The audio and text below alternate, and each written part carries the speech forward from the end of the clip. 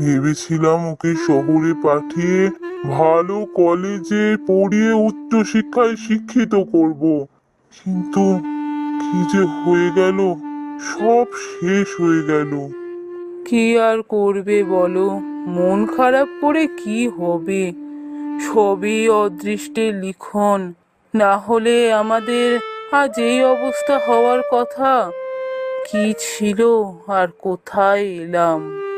না গো গিন্নি, অদৃষ্টে লিখন নয়, সব আমার দোষ। আমার জন্যই হয়েছে। সেদিন যদি আমি ওই ভুল কাজটা না করতাম। রামপ্রসাদ, রামপ্রসাদ, কোথায় গেলি রে? আরে কাকা বাবু যে, কতদিন পর এলেন। বসুন বসুন। হ্যাঁ রে, আজকে এই পথ দিয়ে যাচ্ছিলুম,